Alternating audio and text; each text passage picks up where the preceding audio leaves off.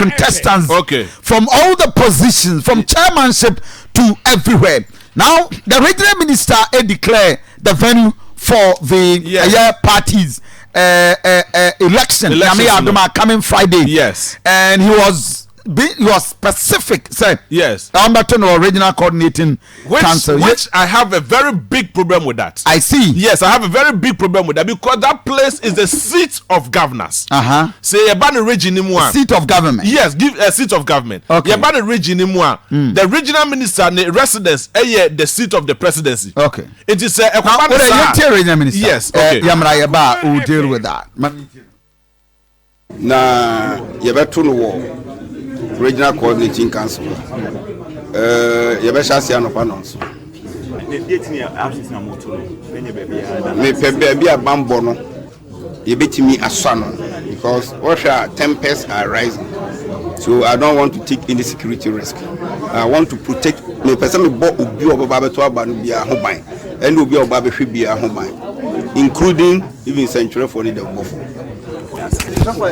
na yɛbɛto no wɔ regional coordinating council yɛbɛhyɛ anɔpa no nso mepɛ baabi a bambɔ no yɛbɛtumi asɔ no because what tempers are rising, so I don't want to take any security risk. I want to protect me person me bɔ obi ɔbɛba bɛto aba no bia ho ban ɛne obi a ɔba bɛhwɛ bia ho ban, including even century for the bɔfo. Now, okay, Marintie update when so regional minister Simon Osei Mensah de buy. The free national headquarters na bre. E da yin sa be kan bia no, den sa kana no pa. We are better to frame na ma ba be di mo abon na mo de akọ. Anytime we be ye benya bia no, within the shortest possible time. You be hwe say mo beba na ma ba di mo abon e de akọ. E na bambo 7 no, o man bambofo bambo djuma hodo wo mo na betimi wo mo be ba bebo abebe to no ho ban ye mpese obi be ka say media me wo bambo ku bi wo ba bi ye ma kwan. Right, JB, we are done with the the issues this year. Kofi, so far 39 aspirants and they vie for 10 different positions. 39 aspirants, 34 of them member and 5 of them ma. Now positions be to say the national coordinator they or call on the post into mayor acclamation. And a position be to say or regional organizer Francis Adumako and so be call on the post. Now so far the chairmanship position, a nipa enum and aba. No, order number 1, our ballot boss no so chairman wound to me. Okay. And Chibos Yako Bernard. Number 2, Kofi Edumbewa. Number 3, Odeno Ho Kwaku Apia. Okay. Number 4, Asarubedi Ako Robert. Number 5, Kobna Wusu Adiomi. Kobna Owusu Adiomi. Omo from 1 to 5 no. Omo ballot papers no so. Na first vice chairman now.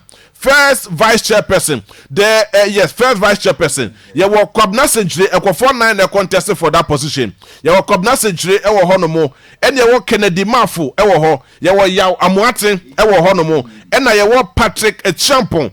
So number 1, Kobna Century, not that first. Number 2, Kennedy Mafu. Number 3, Yaw Amuatin. Number 4, Patrick a Champon. Now, the second vice chairperson, no more interest no be na force now the second vice chairperson no seat no vacant for almost 2 years now. Almost 2 years now.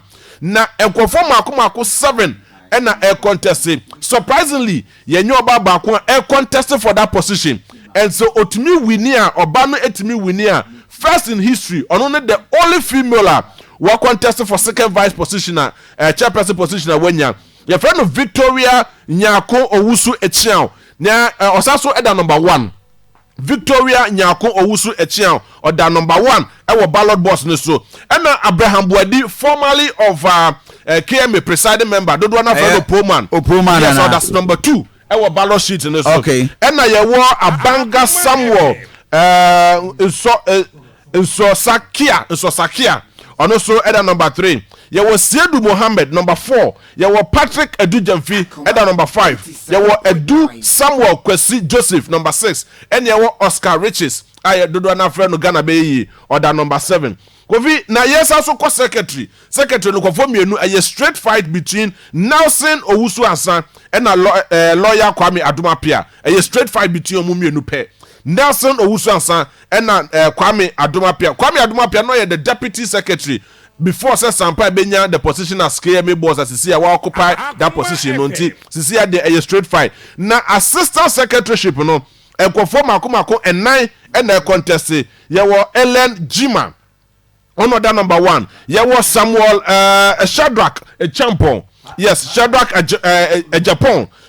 Japan da number 2 and yewo Paul Kwabna Yando asokwa Abrantie so eka ho da number 3 and yewo Kwame Bediako Frimpong da number 4 now there's the details yes so other ones so the kind the regional minister announcement say about one be koso the regional coordinating council mafo be raise concerns my the former deputy regional minister Joseph Yamin in Nkomo exactly what concerns are eba is it wrong say you better about because him said there are several activities that koso the regional coordinating council what is wrong to about to koso Joseph Yamin anopay ma mema wache ma wakwa bamra kuma FM bibi aboko dem oh jami adayo ma boko ranzo Adam my disappointed friend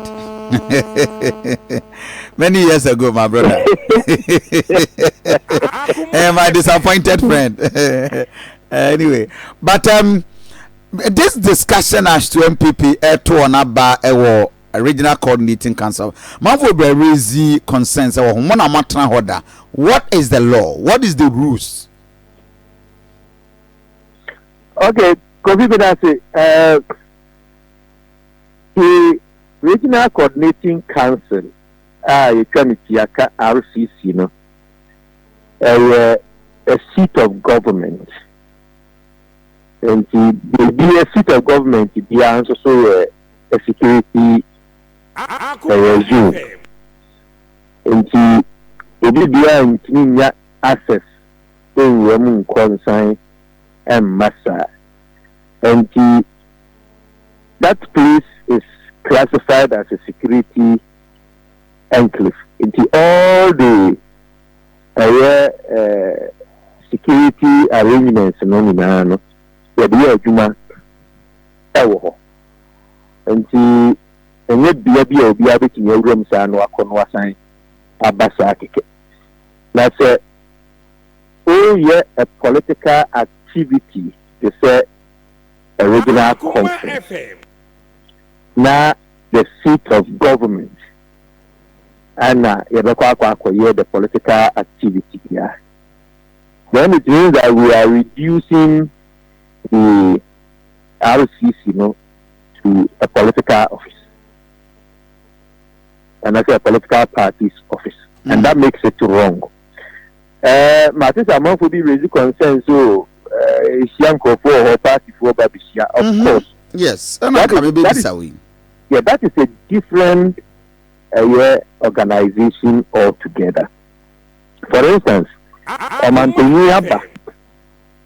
then I also share party for, I also share a handful, I also share whatever.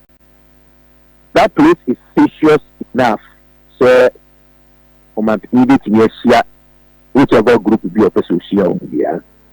That is a meeting, minister, and I say any other. But when you talk about a party activity, a special regional conference, you cannot to a home and because of the rules are bad and yababi play, and that the potential of threat are opposed to the regional coordinating council. One major reasons are in fact meetings and to a political party conference here by the RCC. It makes it very wrong in its entirety. Number one, reducing the regional coordinating council to a political party office. Two, the security of the area now they were compromised. Anybody could enter because anybody that is accredited, whether it's a delegate or a delegate, observers and everybody are supposed to come. And again, and delegates in Kwa and the co-party conferences, observers they don't even need accreditation. Accreditation that they cannot enter the venue itself, that will be around it. So those areas in the conference, it means that the whole of Ashanti Regional MPP will be located at this place, and the security of the area will be compromised, and anything can happen. So it makes it very wrong in this entirety. But almost vetting, I mean, we be raising concern. I don't know about how more raising concern. Yes, so the mechanism when you are doing a vetting, it's a process. Obasan say there is some serene atmosphere. Wrong in the first place. Say you call a vetting or RCC, but so what is vetting to put the conference itself, especially looking at the tension within the region as far as chairmanship are concerned. It doesn't make sense for anybody to suggest that the regional coordinating council should be the venue for the election. Then again, the key side decision in this one, when it means that Abaya or the regional minister and for region do not regard Ubibia in this region as far as Omo decisions are concerned, because some are concerned about the criticisms that will come out, and I'm sure they are aware. So if they consulted all the security briefings and so on, we take these decisions. Because there is no way anybody would want to take that decision. Say, Yanfa Regional Conference and Tambra Regional Coordinating Council. It is never going to happen if you are trying to say that you Abibia, you are actually Nipobia, said you do. But Obeka say RCC Wemu regional minister on Tiho Yasantua and a different place to baby the office Nankasa Wono.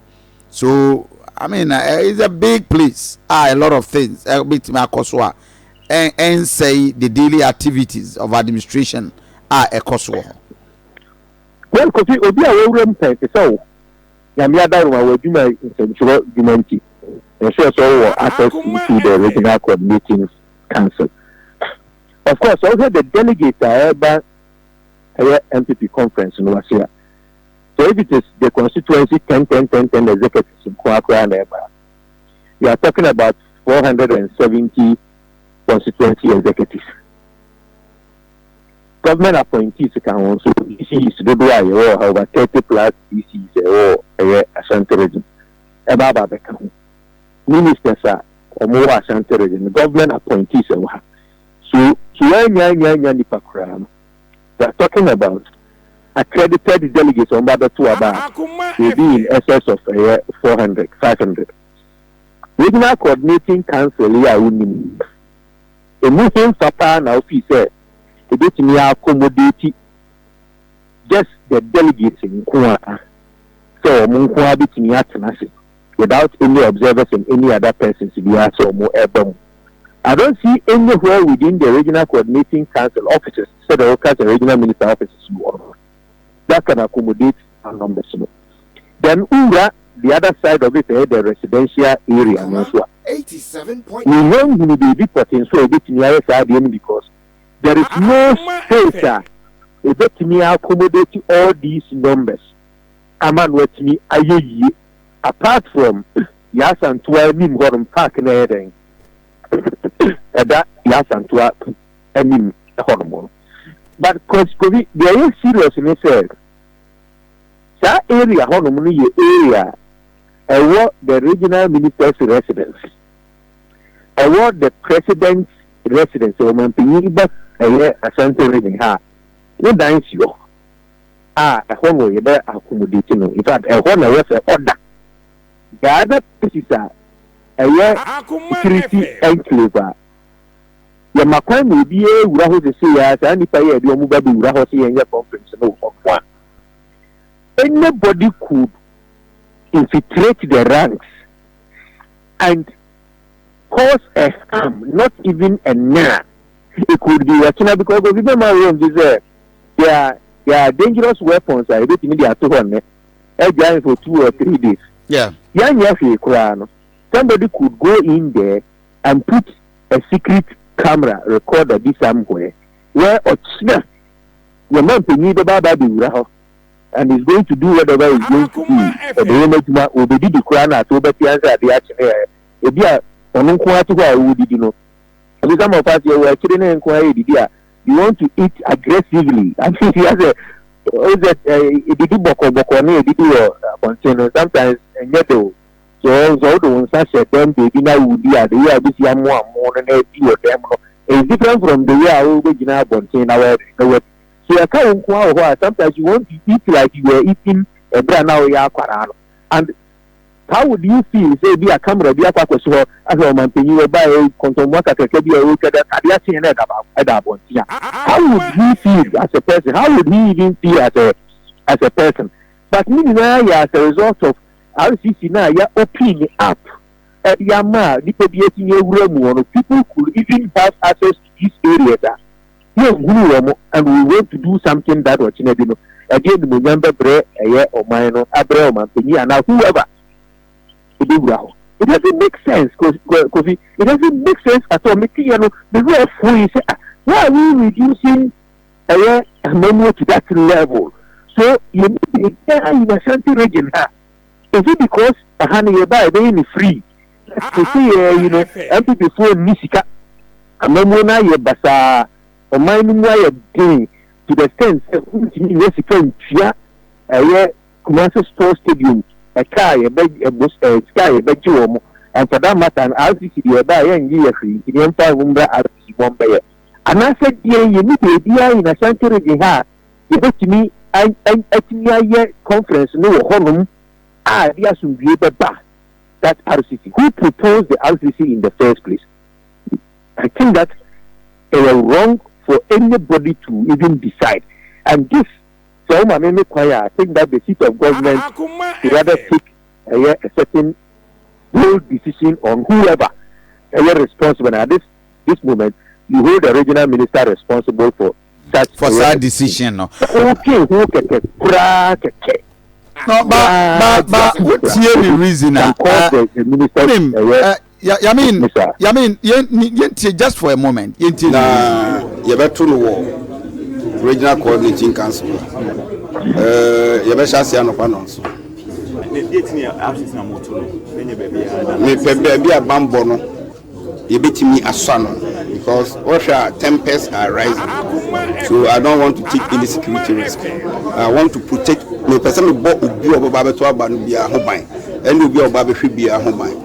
Including even century for the bofo. Right, that is the regional minister. Minia Joseph Yamin so is on the line, former deputy regional minister, or very strong dissenting position. The regional minister Eddie Tujano. BFA and we are joining in higher Akoma 87.9 FM. It is the Diana Bakuvia Sunday area. The NPP abattoir Fiada Basso anybody or more all the concerns. So. I mean, having occupied that office before in a deputy position, now we are one of these stakeholders, our political, you or asantiment. Is there anything officially beyond the normal media discussion? In the first place, we are very disappointed meeting regional minister. It is about security. and the regional minister feels that tension now is too high. I don't think that RCC here and they are the best place. And you can call 4BN and 2 brigade or 4BN or 2 brigade. That's right. I see. I think that it can be better. So that because you are going in the midst of the security personnel. RCC you deploy any part of the or my about.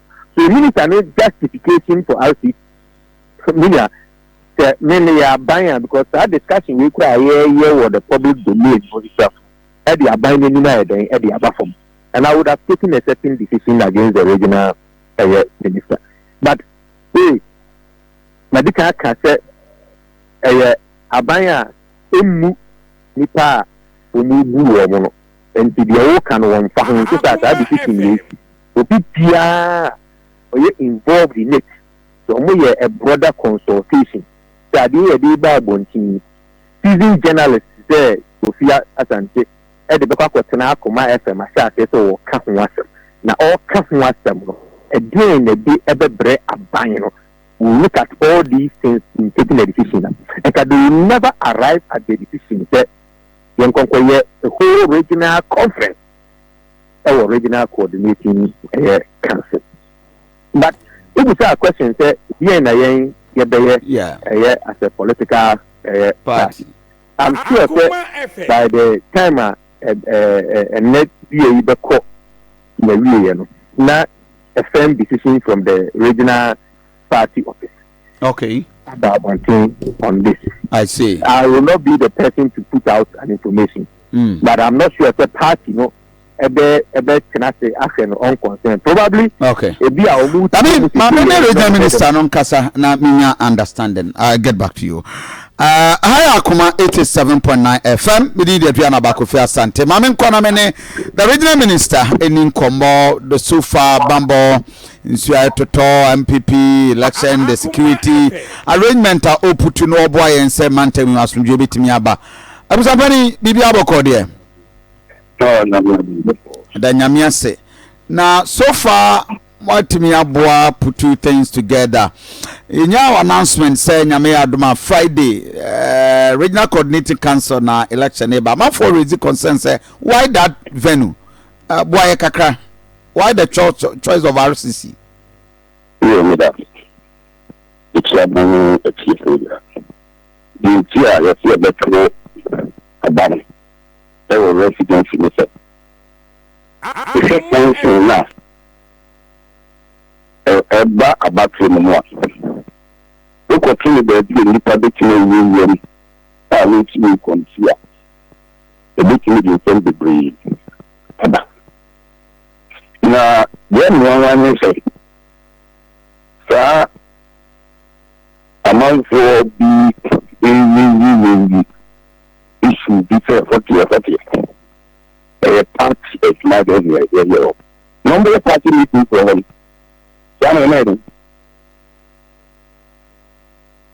Number 2, Kofi, you the kind of question. Third, mention the four the piano principal. A number. Exactly. The best 4 years ago, you know, you're chairman for that constituency election. Yeah. The room share there 10 times or more. You take your own because they will be able to cook piano. And I'm not told there be a boss. Yeah. I'm making up for the absolute security. Akoma FM. The first 4 years here, which you did. Davi. This year, I'm a member of that committee. Okay. The guy chairman, Dr. Ohibadans. Yeah. So, a good security aspect, Dr. Ohibadans, so, or two, when she am not. Who will tell you never? Oh, so serious. The culture law, at me. Kofi, who need to know? Akoma FM. Who is the police? like this, but he will get you more. They should feel more secure than that place. Money to place is here on measurements. You will back. Yeah, talk about doing Billy Parker. A better presentation of what he said. Man for Sekocha Center or Babaya Sports. What do you forget, Mr. Cultural Center, the business establishment, bro. People of the Snap City, restaurants are having something. Me earlier, no me two. So far, delegates no prayer. Supporters, there were three candidates, no Sambrane, Akoma, 87.9. Fully defense. Anyone make a camera. Akoma, 87.9. Go pay the cultural center, which my family.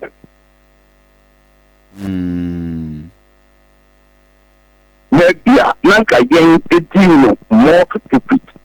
Akoma FM. A great hope. Okay. No, there's one more than. Oh, okay, UST. Yes. As students know. Okay. And then I did it.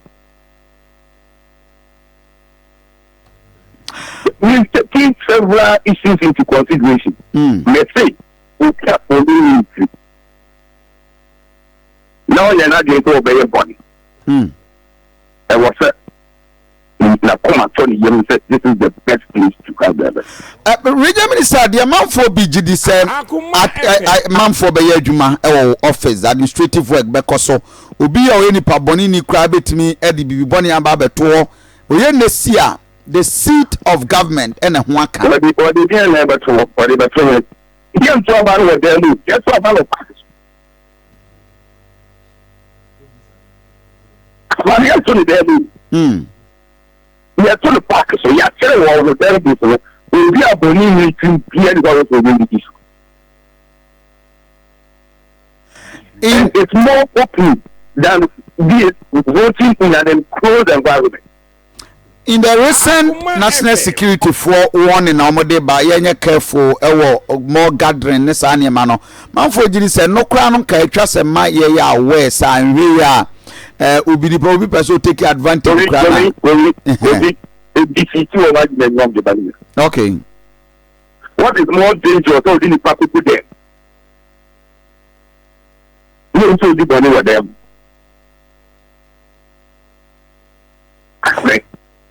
Na mene Joseph Yamin edin komo o say nkan ye security the other nanka if the security is the major issue anka for bien no mo kura no would have been the better. There be a seat of government for a monthly completely. La back. Yamin also there. I'm talking about the baby of India. You know that mean organize. By your president, sir. Organize or my government. Let's make it true. One last, almost election candidate, one will be two. Let's tell me to be two NPP. Apart from yes, that was deputy regional minister. Ntina, you share. No, he was not the regional minister. But he was in charge of security. Now, I want to talk to Akoma chairman. You can have this working.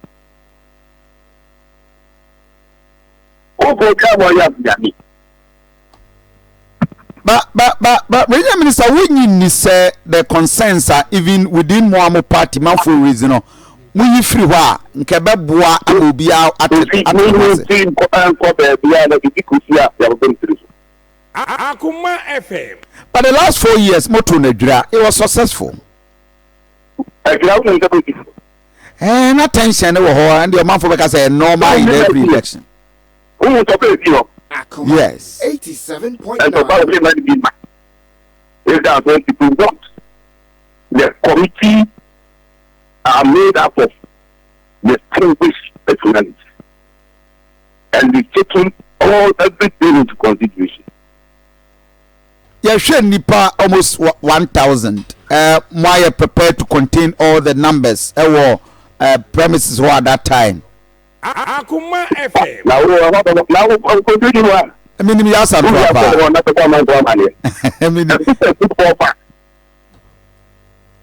I say. For now, no one say tension if we free from within the party and answer supporters. Control measures and anything. Okay.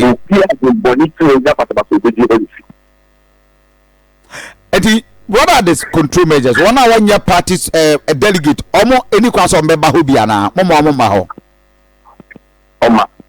Oh, okay. I thought supported. Okay. Yeah, therefore, delegates look kind of people so far. We are not the 20 meters up them. Okay. Media observe it. Any other you now to abadi yes.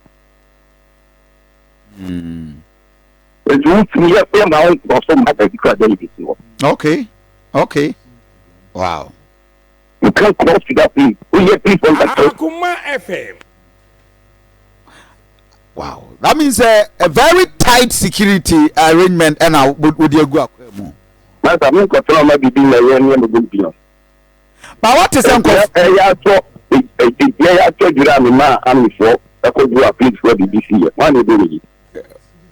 Regional Minister?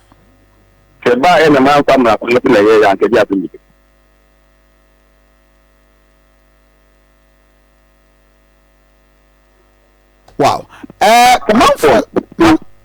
Yes. One will say, yeah, regular elections. Akoma FM.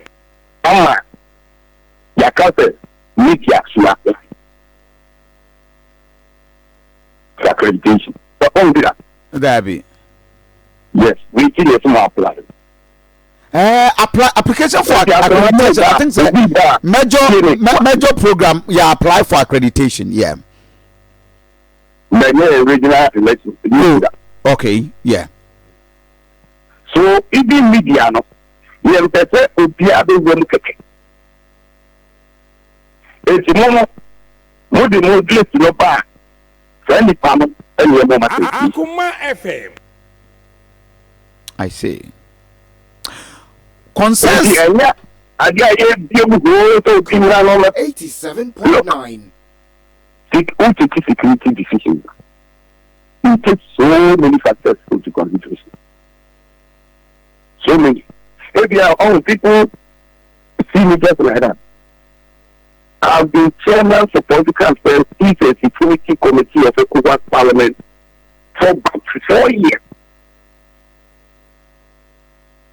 But Regional Minister, you are the commander. For about 4 years. Yeah. You see what that day na kaya class in fashion and it's But Regional Minister, the position is that all your commander and I say in charge of the Regional Security Council, everybody or any part of the region should be seen to be protected, fully secured. It is a bus election echoes baby na be a fear say the security may be compromised. Then Obibeka say any obi ni RCC around that he may feel insecure. And that Akoma FM. Akoma FM. Environment. Okay. You don't have multiplicity of entry points. Okay. Akoma So you cannot come from where no. We got the beer. Anyway, upon we must still upon the beer. But the type of security approval, not through why. Why have we not injured? Would that be occasion, sir? Any other political party, Baba Tuomo, the normal share security, a bit my compromise numbers, RCC, or the Bema. Akoma FM. I'm in charge of security. don't want to have anything about them. Why are they pretending?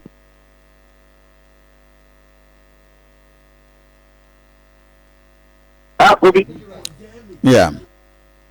My dear sir, we are almost condemned. I think at that time there was serious condemnation. If almost condemned, I would be a nothing there. Anything what they will say condemn. There's mouthful being so much say as a want to me from one constituency you move on is to protect to me and more or less in his interest. Can I protect his interest by having the local government to them and you create the environment?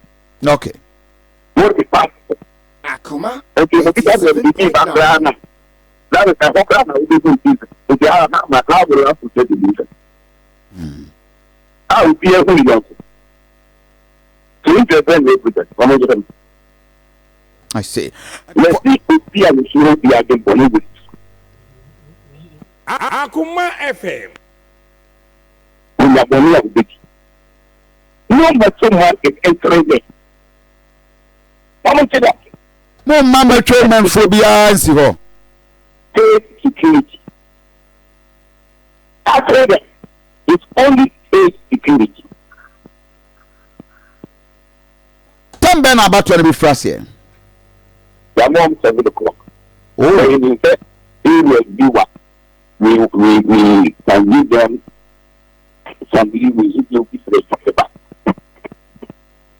All of the Rubian or the diplomat. Akoma FM. Let us say that when them the election also. The Dikusia, we are the couple. And yes, I am also we are concerned that this is the area. And you are not taken to the matter of protect on the service. Mame establish I'm also on election committee chairman, right? Yes. Oh, okay. Omar bomb. Meaning after the voting, sorting out the balloting, no, about out the various political candidates. Various candidates on Saka on album. Akoma FM. Album, Obiya album. Okay. And our mandate does not include the preaching of the album.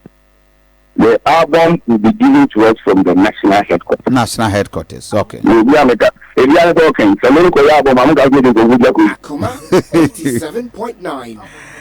And for now, and yet BBN Besia, the venue, Regional Coordinating Council, Mobile Sano. Yes, you need to look at your life.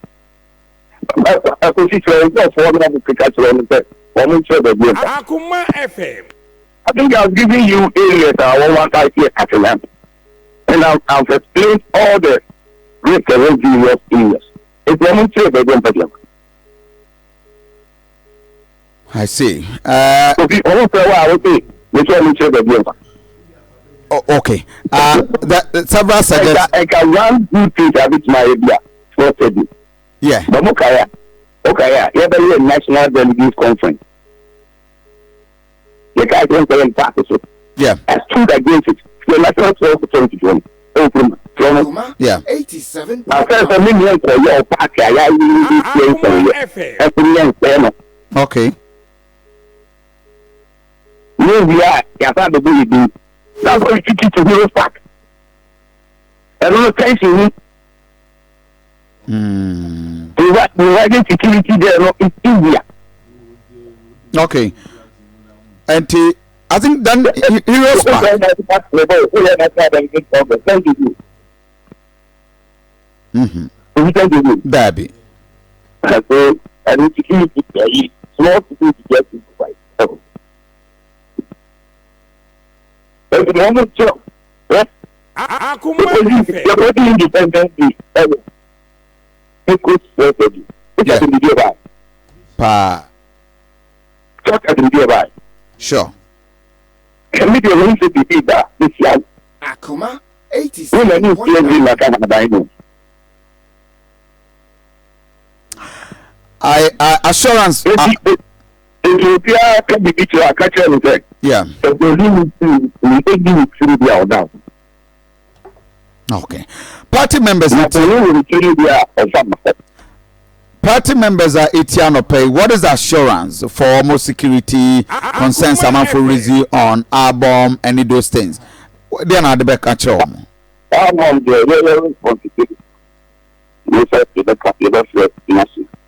We call them very strong number. We national. When you any official protest against venue no officially from any party member? So the provide you consider Okay. There are two candidates here. Amount for extra petition. Okay. And issues Oh, okay. and one of them, national committee reactions. So, national committee reactions, you cannot bring a petition to a new one. And they say they are high courts, they do have some. Now, I think they now so the back magistrate court. They mean that. But what the people we consider the petition on this one. Okay. Prime Minister.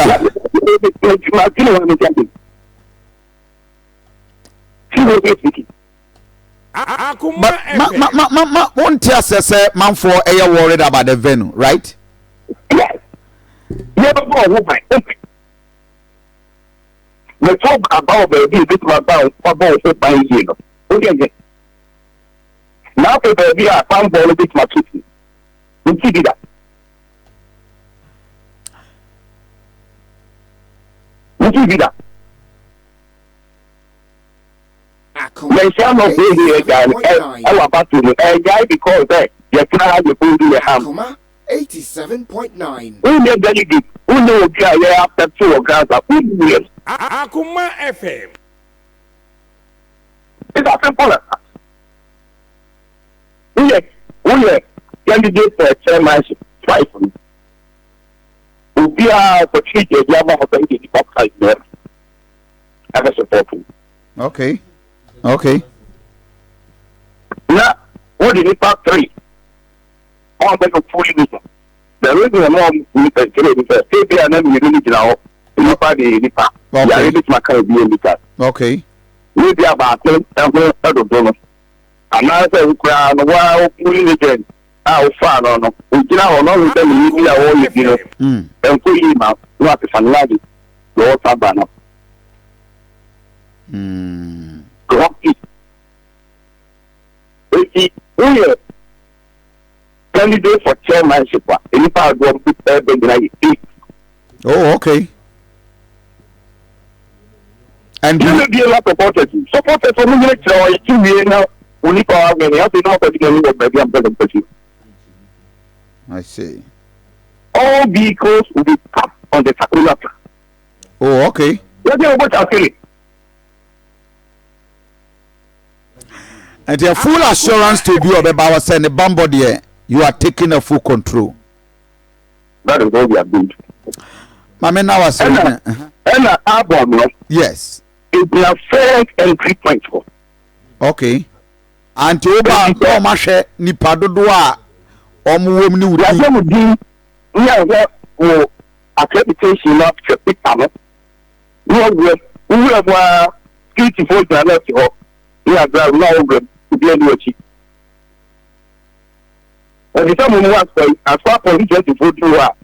Any part of the team we go fast like Akoma FM.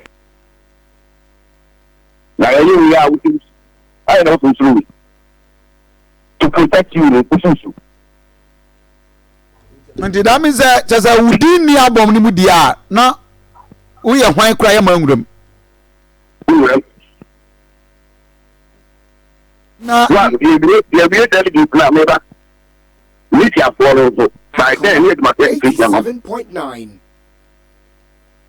also the program we are market this never by RCC Akoma FM no Akoma FM. Akoma FM for list about the abano. Okay. Na remember that with strict. We are media station. Okay. Now with TV and radio. Akoma. Your number I beg you for the TV crew. Your number I beg you for the radio. Okay. So you're not going to feel it. And I didn't be able to be ready. But may I worried with the entry point checking. I hear the stampede beba. Oma anyan in term delay biba. Ubi beba also me di wom. Nim. I hear at the stampede cry errors beba. Walk on and as we speak here. And now Monday album in your mind. Enko critic chaos. Ewo. By now, apart from my brain, I have work.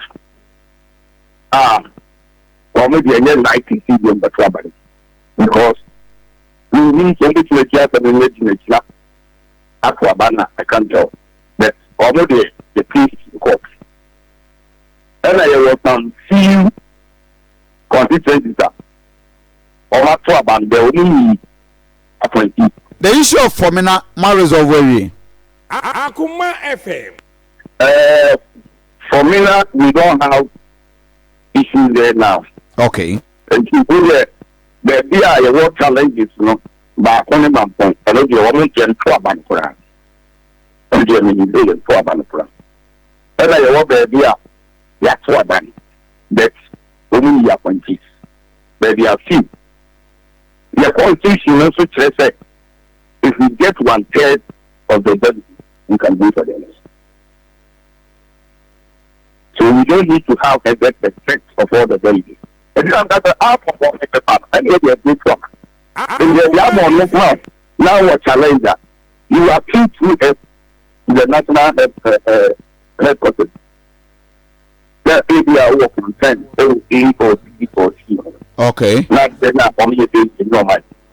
So you prepare. So we cannot make any alteration or changes in the album. It's only the person who prepared the album that can do that. We now as national example. We national level. Every album break. Can know what can come more. All the album. If there's anything for the kata. And if permitted, that is when we can the album. We are not going to the album. When the brand, if you want to go to the national headquarters, and then we tell us that elected committee of Ashanti region, if we entered in error. So we are changing it. We are not known as the youth. Okay. You have to write it up. Oh, I see. No,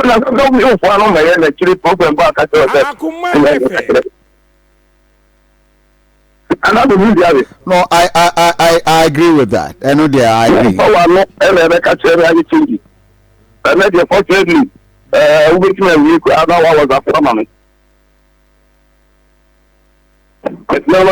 don't need to travel, you don't need to send somebody. Originally, I was a problem, and later you bring the original half copy. Wow. Regional Minister, I believe so with this arrangement. We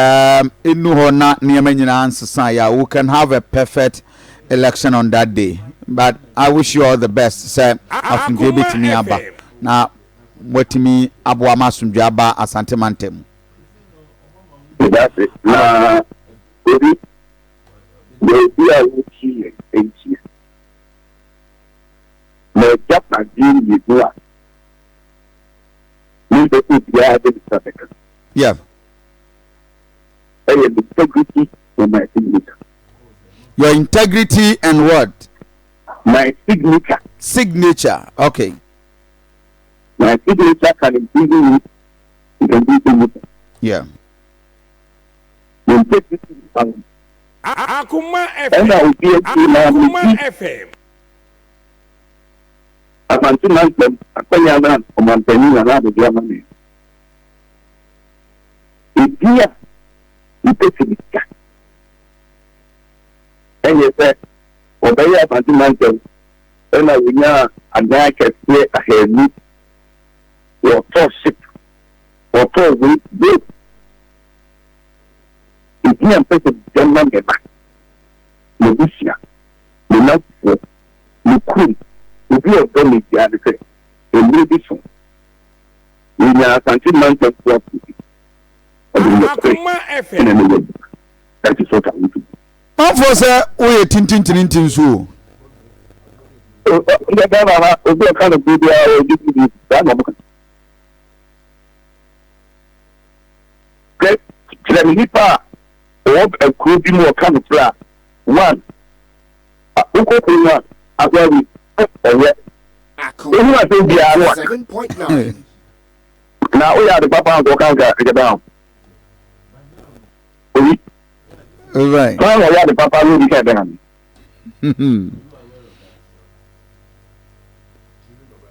Akoma FM. I see. Right.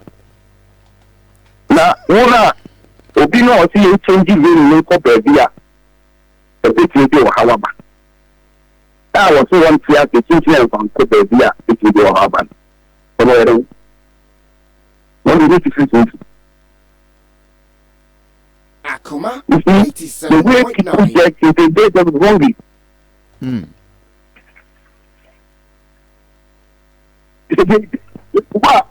what you think na dey na children pending rational government view every say Akoma time to say FM. no buy every be a buy I was one the king na o dey free one we dey call baby aboni e be tire we dey no what do you think we do we be ma gan na no Say ebia no gyina de wa hunti bia na nipa na wo de wa one my kind ana me bisa say enti unya any official petition against the venue